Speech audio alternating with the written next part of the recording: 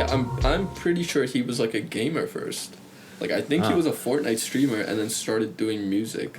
I just knew it was from his music because his music blew up on like TikTok. Yeah, why did it blow up? Did he like have like a like someone like I think so. like those dances or some shit? Because I feel like that's how songs get viral these days. Like TikTok, it's such a critical tool, like marketing tool, not just in pop music but like dance music too. Like literally everything is such a powerful tool for your songs to get.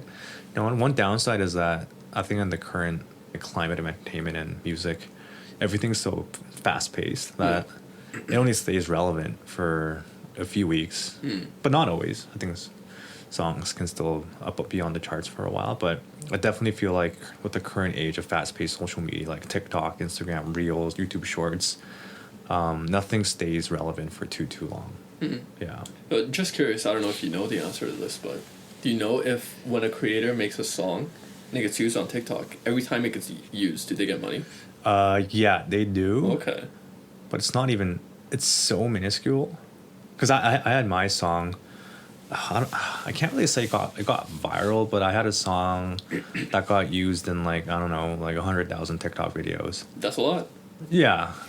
Is that a lot? I have no idea. Okay. I think that, I mean, I was proud of it. Like, yeah, I would be too. 100,000, that's a lot. Yeah. You know, I'd be proud of like fucking 100. Yeah, not even like 100,000 plays, like 100,000 TikTok videos they used. Right. For that, I got like... Oh my god. That's like gotta be crazy viewership. That's like insane. 100,000 TikToks are using your music. That's like so many plays. Like and that was one song. Yeah. And that got like, I don't know, like $300. Really? Yeah. Or maybe my distributor kind of took that money away, but that's the money I saw. Maybe. Okay, so I just thought about this. Maybe it was not so worth it for you because you put a lot of effort into a full song. What if you're just making like 15-second fucking clips? Well, that's why like 15-second samples, you know. Well, that's what a lot of people try to do these days. They try to. That's how they try to get big on TikTok, and lots of artists definitely have. And then a lot of them were actually able to sustain like they are currently sustaining their careers from that. So, damn, it's a tool, man. That must be so weird though if you're making music exclusively for these like 15, 20 second, 15, 20 second like bites. Yeah, I mean, eventually after it gets recognition, then labels reach out, companies reach out, and they have a full team of producers who want to make that song legit. And then they keep on making more like songs based on that brand name of that artist now, and that's how people get blow up. Like they get bigger and bigger. Yeah, it's not a bad idea. I mean, you're contributing to that entire culture of fast-paced scene of entertainment, and then big argument against this is that quality of music is now goes downhill. Essentially, like why are we catering to these trends rather than not expressing that artistic freedom? But that's obviously because there's a huge business side to not only music but entertainment. Yeah. Right? So I totally see your point. Yeah. But from the perspective of like if I was like a small musician, just like trying to do what I can to get noticed, this would be not so bad for me. Because I would think like, okay, I'll just shit out like 10, 15-second clips of like, different sounds that are in my head. Because like I think I can probably like, you know, if like music is like my passion and what I'm doing, I think I probably got a lot of melodies that I want to put out, but it's like not like full songs. It's just like 15 seconds or something. No, for sure, because it's like not really related. Like people like you know John Summit. Yeah. Like I mean like he was a producer. He's been producing for a while, and so I'm not saying like he was making like TikTok music, but he was making content on like social media, and that's like that really kind of put him on the radar. I think he was already getting traction, but really during COVID when he was pumping out content, that's how he got big. So it's a powerful tool for marketing, getting your name out, and I think. I can't say unfortunately, but people have to take advantage of that to get what they want, really. And maybe in some ways it's just a natural evolution of the ecosystem. Yeah. Like you're almost getting like very, very early positive feedback on like something in like a musical piece in like its infant stage, you know? Yeah. And you know, in some cases that can be valuable because then you will know like, okay, this is catchy. If I can build the right stuff around this can like really hit. But I guess it could be like pretty bad too, because if you have like something that just doesn't have like a super catchy like that 15-second clip or whatever, but you got like a beautiful song in your head. Yeah. And like that, since it doesn't get the same reception from that like initial clip, maybe you don't invest into it and Yeah. you know, lose something powerful or something like that. Yeah, I see both Yeah. sides, like pros and cons. Yeah. But I mean, you don't use TikTok though, hey? Not at all. You don't even use Instagram. No, I've never used TikTok. Yeah. I used Instagram in like the early years of Instagram when it was like 2011 to like 2013 or something. Yeah. Basically, once high school ended, I like went off social media basically as like me. Why And is that? I don't know. I guess it was because like I was kind of living like a double life, you know, my league life and then like my public life. What are the differences? The difference is like after high school, I wasn't doing a whole lot in my real life. I was just like doing my league life. Yeah. So it was like I didn't really have anything to post about. Yeah. And I also felt like, like back then I totally felt like an urgency for like I remember I used to think like, oh, I gotta post monthly on Instagram. Gotta have like weekly posts. Like as an average Joe. Yes. As an average Joe, as a Yeah. 10th grade high schooler. Yeah. Like just like for my friends, I would be like, yeah, I gotta make sure I post a selfie this month. Yeah. You know, shit. Like, cause I used to like fucking post selfies and shit all the time on Instagram and like sometimes even Facebook and stuff like that. Yeah. Yeah, it was. You know, this kind of goes back to like my thinking back then of like I was doing stuff because I told myself I have to do it. Well, it's like obviously I don't have to fucking do that. So you didn't want to do it? No. Okay. No, not at all. I think I was just It's like a societal pressure to do it. Yeah. Okay. Yeah, and then eventually I was like, I didn't see a point to it. Oh, I get. Yeah, Was it ever like, you know, some people say con of social media is that it destroys what reality is for a lot of people, right? Like, for example, you see all these influencers, not even influencers, but just other friends. They can be taking a vacation. They post a lot of things, a lot of vanity on social media, and a lot of people begin to compare themselves and has a huge detriment to their mental health. Like, was that ever a reason for you to stop using social media? Yeah, totally. That was 100% a part of it. That time right after high school, a lot of people went traveling, a lot of people went into university, you know, posting about their experiences, while I was at home in my bedroom, grinding. You know? Yeah. Like, and I also had a part-time job, in high school, which became a full-time. You know how like since I didn't go to university right away, I wanted to try out like this league thing. Yeah. And when I told my parents that, they were like, "No, Yeah. you're not doing that. Yeah. If you're not going to school, you're gonna work full-time." Yeah. So straight out of high school, I got a retail job working 35 hours a week. Yeah. And like that was my life was going to my retail job, like sucking dick, coming home, and it was like where I worked was half an hour drive away from my home as well. Yeah. So it was like I drive half an hour there, drive half an hour back. Yeah. And yeah, it like sucked ass. I was just working and coming home, practicing league, elo boosting, so like more work. Yeah. But, like I didn't have shit to post about, and I was like, it like made me feel self-conscious. It was like, I just wanted to not play that game anymore. The social media game. I was like, this is, it's not helping me in any way, and. Do you miss it at all now? No.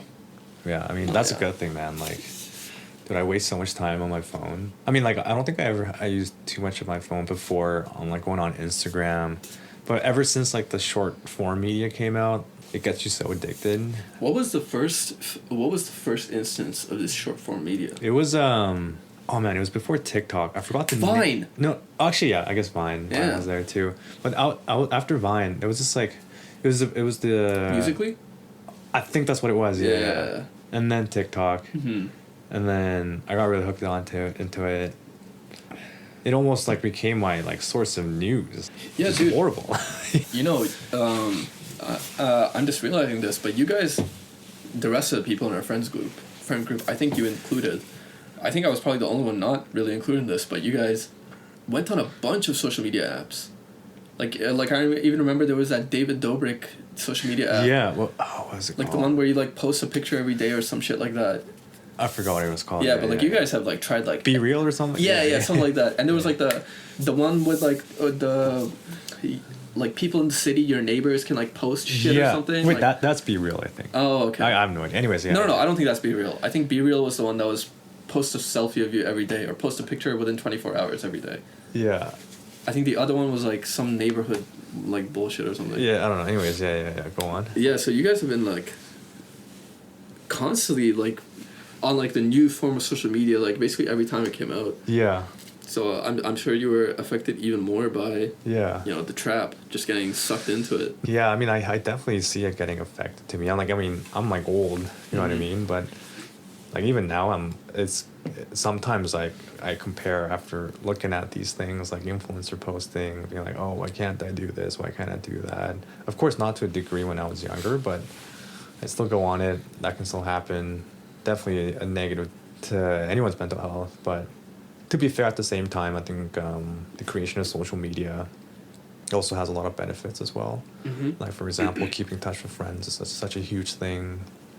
News is always a huge thing as well. So it's a market for people to make money in, individuals to make money in. Yeah. So that's like a positive in some sense. Yeah, completely changed like the climate of finding jobs or like making jobs. So like that could be a good side as well, like a pro of social media. But I guess it all comes down to like everything with moderation, everything with balance. But of course, that's not always the easy answer, especially when you get that dopamine hit and then it gets you hooked on these like forms of social media.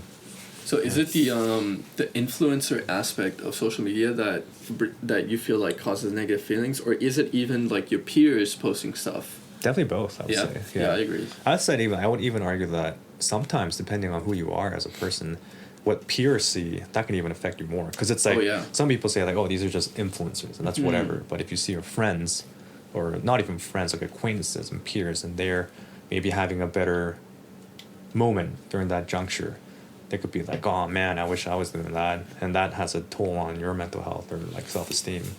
So like it's definitely both. So then when you were young, when you were growing up, like I'm talking about like maybe, sure, like junior high, high school, did your parents ever forbid you from using social media? Because the earliest form I remember is MSN, like like MSN. But my parents didn't restrict my freedom on going on that. And then I remember Facebook, Instagram. My parents never, ever intervened with those type of stuff. Yeah. Did yours? Yeah, I mean, how much privacy did you have growing up? By my parents? Yes.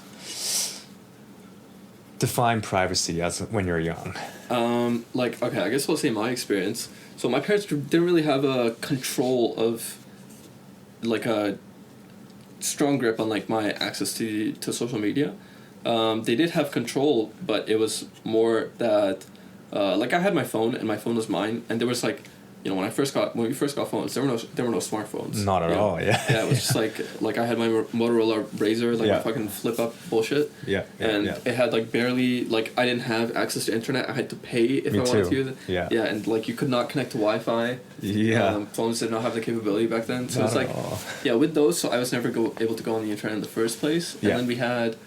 my sister had her own computer, which was in her room, and she was older, so like, and she bought it with her own money, so it's not like my parents could say anything about that. Yeah. But then the computer that I used was like the family computer. Yeah. So that was not in my room. That was always in the family living room. Yeah. Up until, I think literally until the last year of high school when I bought my own computer. Then I could have it in my room. And then like, I think I had we had smartphones by then.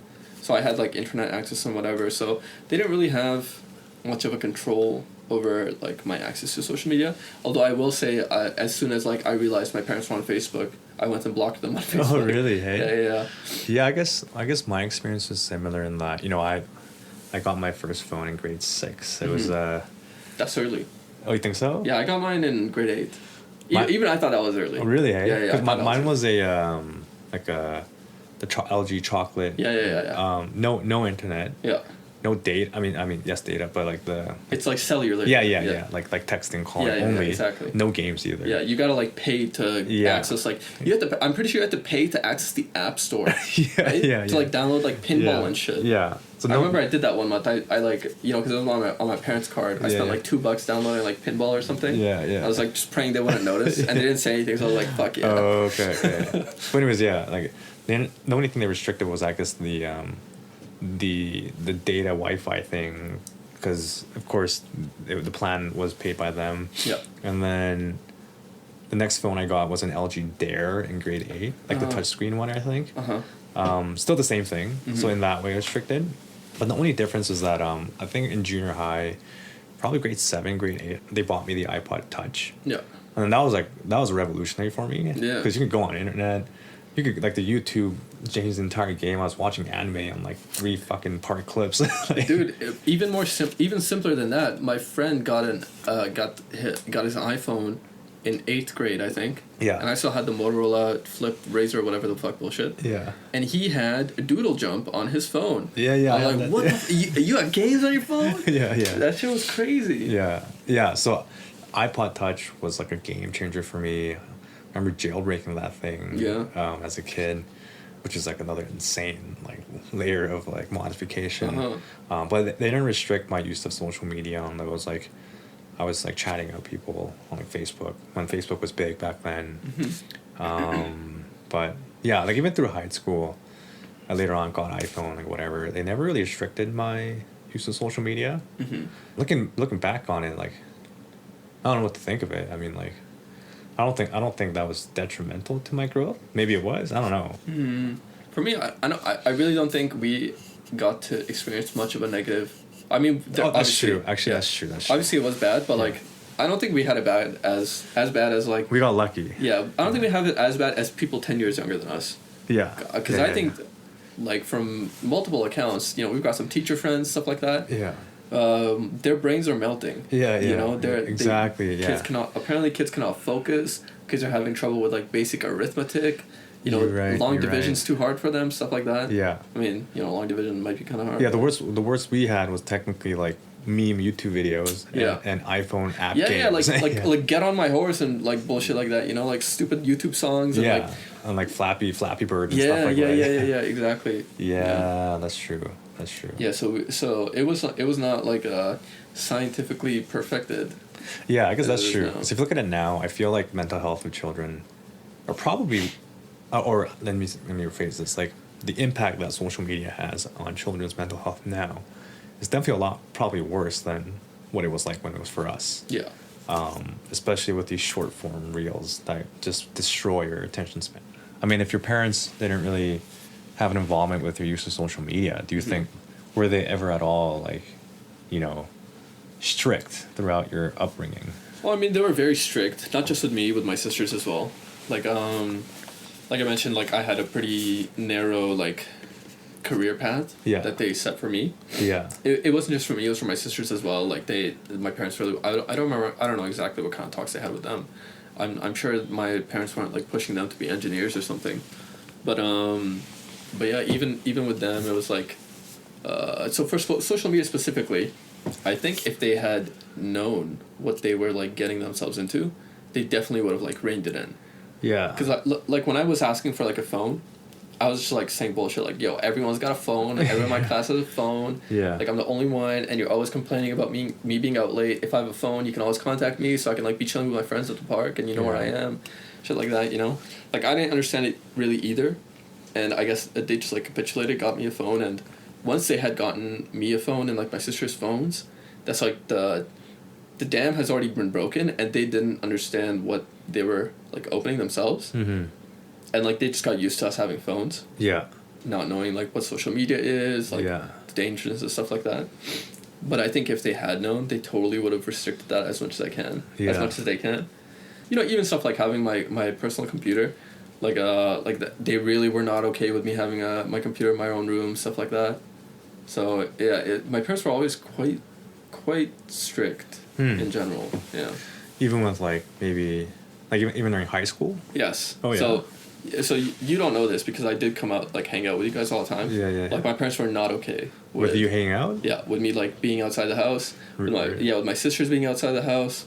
Like my sisters and I both. My sisters, and as soon as they got to like, I think it was like grade 11 or something, or maybe even grade 10, and my parents forced them to get part-time jobs.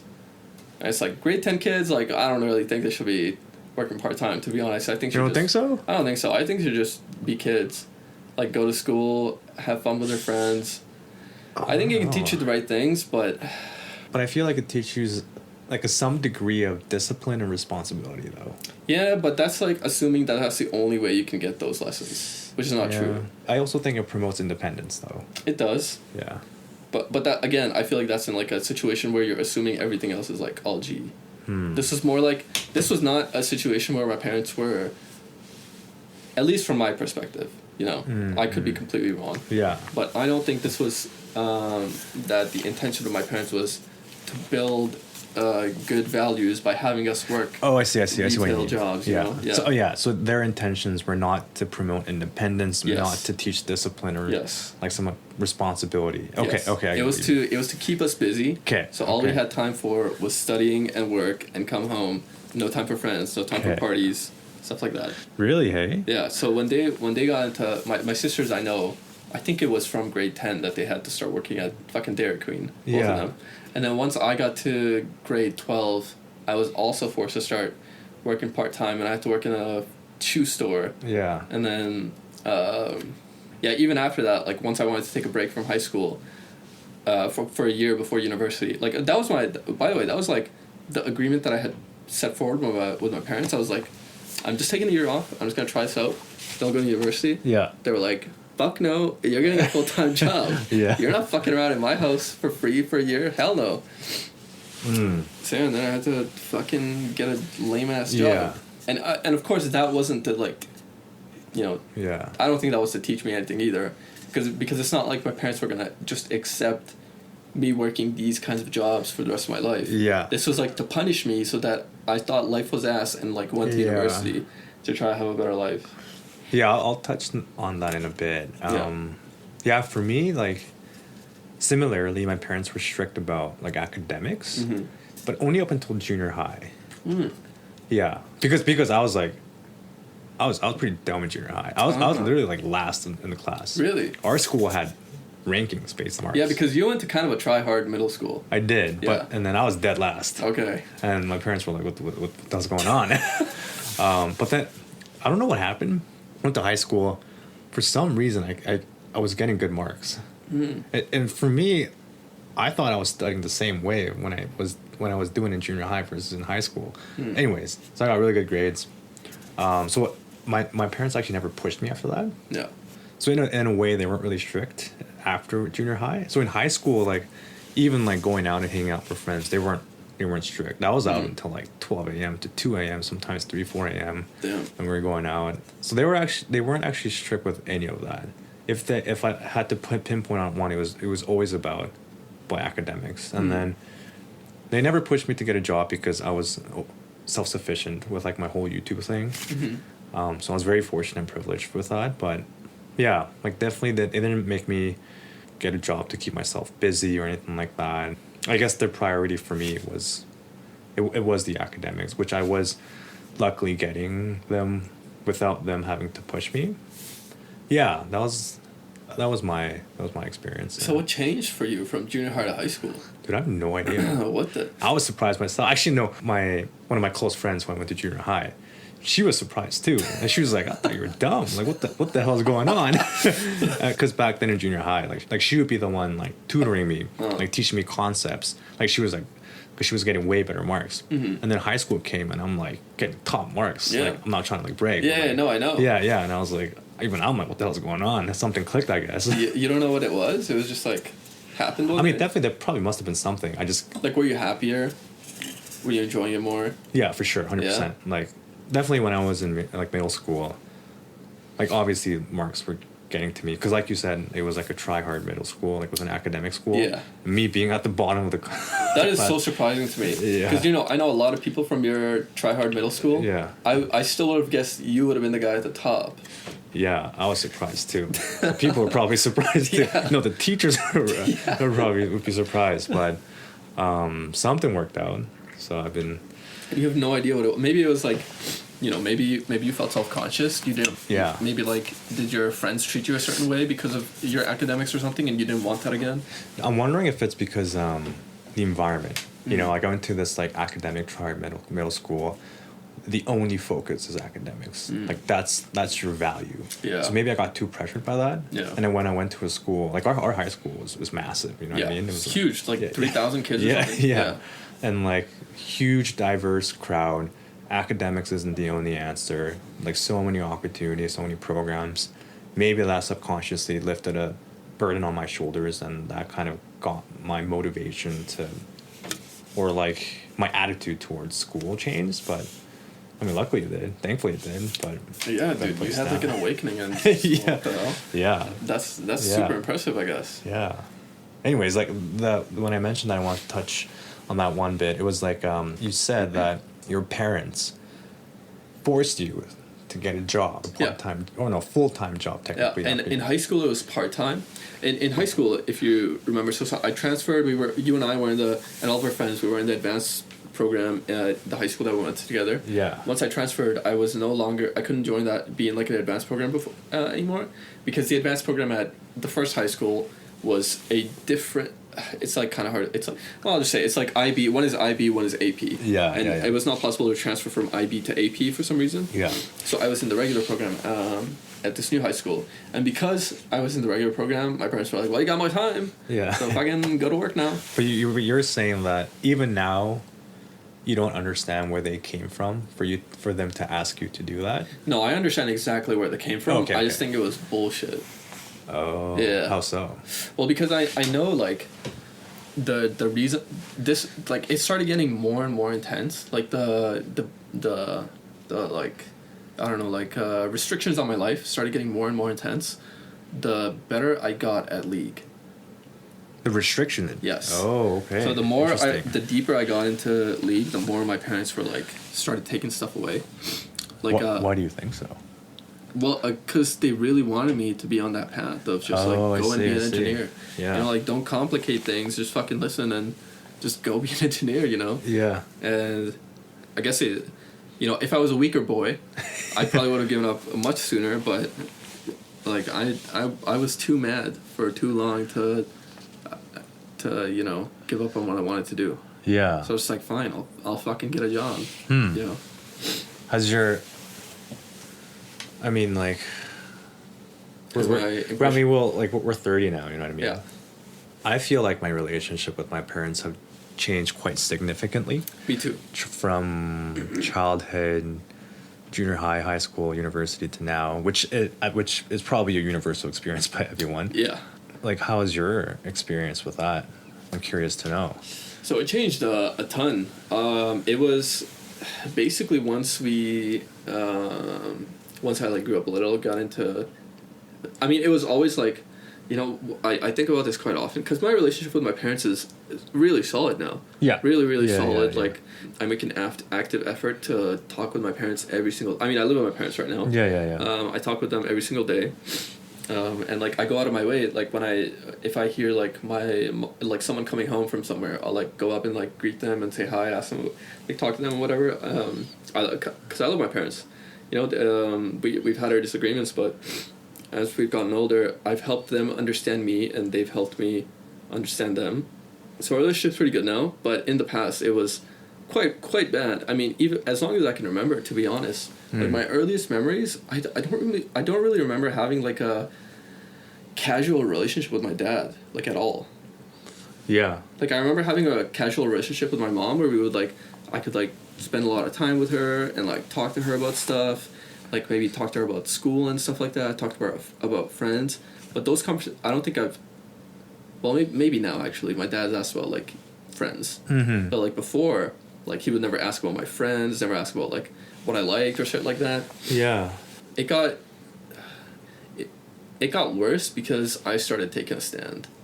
Because I started rebelling. I was like, this shit sucks ass. I don't want to keep doing this. Yeah. So I started fighting for myself, and that, of course, means going against what my parents were saying. And that caused our relationship to, like, go downwards. And, I mean, it got so bad that at one point we were, like, on not speaking terms. And then, I moved out of the house, started living with friends. Yeah. And then some stuff happened and started rebuilding my relationship with my parents. And, eventually moved back in with them and, worked a lot, talked a lot with them. Yeah. And I'm sure it helped that I decided to go back to university. Yeah. But yeah, relationship improved a lot over time. What do you think, like... I mean, because I feel like people having difficulties with their parents growing up, it's probably, like, a very common thing. Yeah. Especially when you're a teenager, you got these, like... You feel like you know the world. You feel like you know everything. Do you feel like the disagreement you had with your parents back then, to the point where you had that conflict where you're not speaking to them, it was similar to that, or was it a completely different thing? That all comes from just, like, not understanding. It's from, like, our parents are from a drastically like they're just one generation removed, I guess, like 20 years or 30 years age difference or whatever, but there is such a massive difference in the way the world was back then. Like when my dad was a kid, I don't even know if like I don't think electronic computers were a thing. Like I don't even know if televisions were a thing back then. And now I'm saying like I want to be. Were they a thing? I think televisions. Were computers a thing? No, computers. I know computers became a thing when my dad was like maybe in his 20s. Yeah, so no computers when my dad was a kid. Yeah. And I'm like saying that I want to make a living playing video games on computers. And he has not been looking at the stuff that I've been looking at on the internet for the past like 10 years. Yeah. So he has no clue what the fuck I'm talking about. He thinks I'm like some idiot. Yeah. Like 100%. Going crazy, talking about some like random bullshit. Yeah. So, and at the same time, I don't understand them at that age. I don't understand the sacrifices they've made. That is true. Yeah. To get to where we are today, and what I'm thinking of is I have an idea of what I think will make me successful.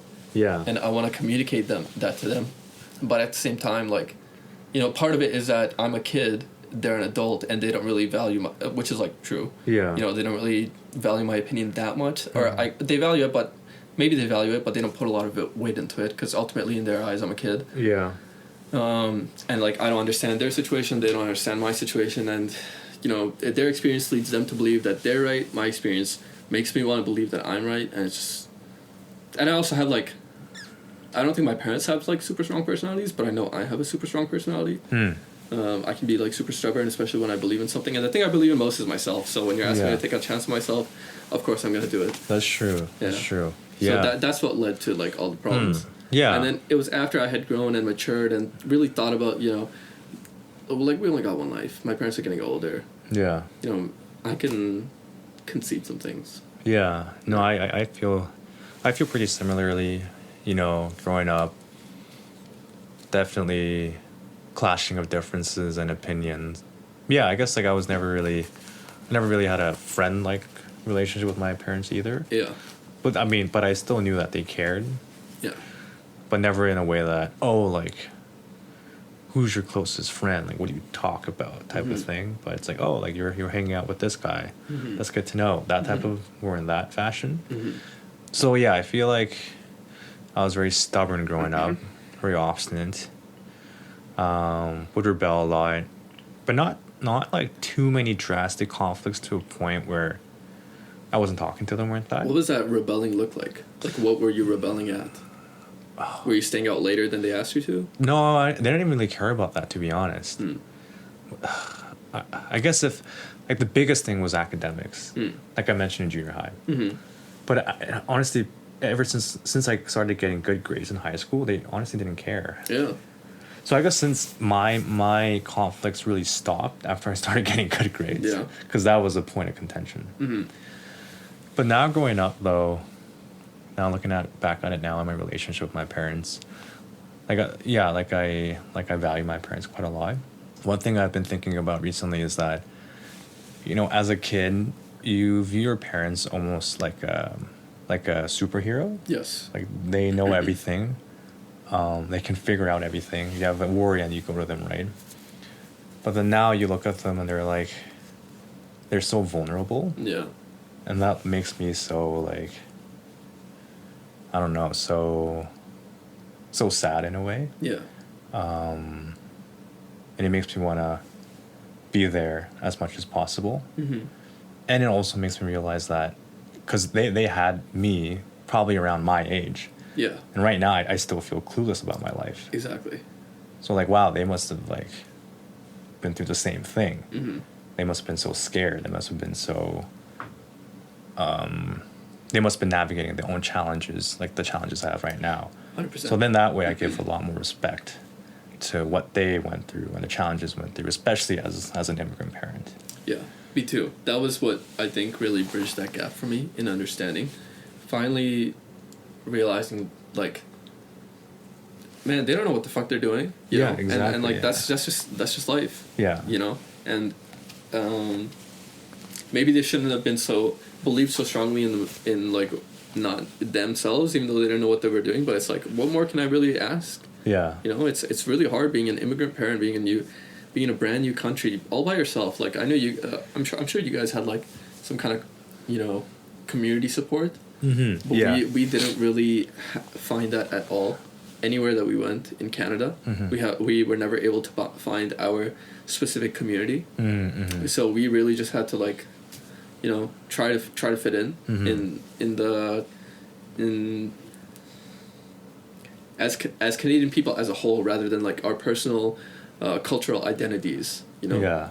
Yeah. So yeah, it's kind of just like us. Just me, my sisters, and my parents. Yeah. And yeah, once I started realizing just how difficult things must have been for them, and like you said, like they were my age around the time when they were having kids, and I just assumed that they, you know, had it figured out, and I think all kids do, and then having that assumption is probably what led me to having some resentment. Yeah. In like their actions. Yeah. But then, like, you grow up and you realize, like, people make mistakes. Yeah, you know? exactly. It's just, it is what it is. Maybe, like, it's unlucky. So I say that it's unlucky that things happen. Some of the things happened to me the way that they did, but that's just unlucky. I don't think that, like, my parents were, like, evil people trying to, like, ruin my life or anything. Yeah, 100%. They wanted, they were doing what they thought was the way to go. You know? And there was this friction because, like, I felt like I could see, like, this was not the way to go. Yeah. And it was, like, difficult because they, like, couldn't understand that, and I couldn't understand them. But yeah, you're definitely right. It's growing up and you realize the struggles they had really makes you, like, for me, like, forgive them, their actions. No, 100%. I don't blame them for anything, I would say. Yeah. Because like you said, they're also figuring it out. They're still figuring it out. Exactly. Yeah. So I think it's unfair for me, in my case, at least with my parents, to blame them for what they imposed on me. You know, there was a big change in my thinking a couple of years back. I think it was when I moved back in with my parents. I would, like, notice problems with the house. Yeah. And I would, like, subconsciously think like, well, I should tell, like, mom and dad about this. Yeah. Like, this problem in the house. Yeah. But I never did. I never told them about this. But then, like, every time I would see it, I would, like, tell myself again, like, oh, shit, I forgot to tell them about this. And one time I realized, why the fuck would I tell them about this? I'm supposed to be fixing this. Yeah. I'm supposed to be the one that's supposed to, like, fix this problem. I'm fucking, like, 27, 26 years old, 28 years old. I don't need to tell my parents about this problem. I'm a man now. I need to fix this problem. Yeah. You know, and I think that was one of the things that made my mindset shift. Yeah, that makes sense. Wow. Damn, we went on a ramble about a lot of things. Dude, I feel like I'm rambling a lot, and I feel like I'm not giving you space to talk. So maybe I should try to do that a little bit more often. No, I feel like I got my voice heard. Good for this episode. I'm glad. Me too. Really got into it recently. Yeah. Yeah, that was great.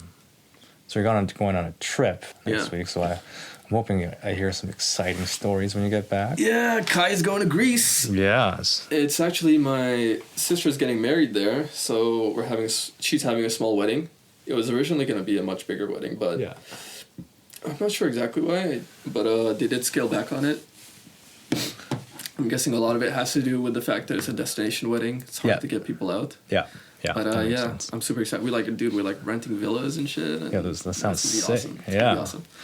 Well, let me know how it is when you come back, and then we'll talk about it on the pod. Definitely. This has been Catch Up with Kai and Cohen. Thanks for listening.